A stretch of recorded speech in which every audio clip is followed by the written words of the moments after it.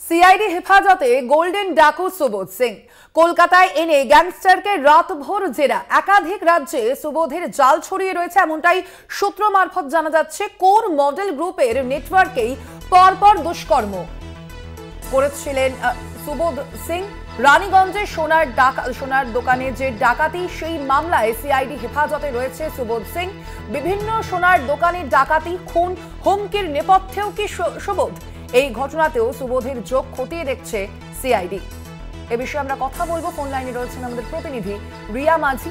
রিয়া, তুমি যেমনটা জানাচ্ছিলে যে এর আগে যে রাত ভোর কিন্তু জেরা করা হয়েছে এই সুবোধকে এবং সকাল পর্যন্তও জেরা করা হয়েছে তাকে, এখনো পর্যন্ত কি সেই জিজ্ঞাসাবাদ চলছে? এখনো পর্যন্ত কি জানা যাচ্ছে পুলিশ সূত্রে?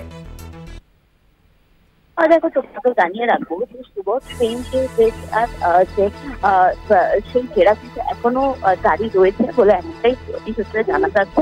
এবং এক কথায় বলতে গেলে যে সময় নষ্ট করতে চায় না সিআইডি আধিকারিক, সেই কারণের জন্য গতকাল মধ্যরাতে তাকে যখন আনা হয় আসানসোল থেকে, তারপর থেকে কিন্তু তাকে জেরা শুরু করে দিয়েছে এবং এখনো কিন্তু তাকে জেরা চলছে এমনটাই জানা যাচ্ছে ইতিমধ্যে।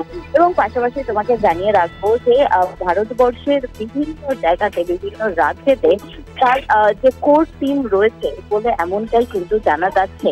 এবং সেই কোর টিমে কারা কারা রয়েছে এবং তাছাড়াও ভারতবর্ষে কোথায় কোথায় লিঙ্ক রয়েছে সুবোধের, সেই বিষয়টাই কিন্তু জানতে চাইছে সিআইডি। তবে সুবোধ সিং তিনি কতটা মুখ খোলেন সেটা কিন্তু দেখার, কারণ হচ্ছে আসানসোল কোর্ট থেকে জেলে যখন তাকে নিয়ে যাচ্ছিল, তিনি যেভাবে হুমকি দিয়েছে সিআইডি অফিসারদের, যার পরিপ্রেক্ষিতে এফআইআর অব্দি করতে হয়েছে আসানসোলে সিআইডি কর্তাদের, সেই জায়গা থেকে দাঁড়িয়ে কতটা মুখ খুলবে সুবোধ সিং সেটাই কিন্তু দেখার।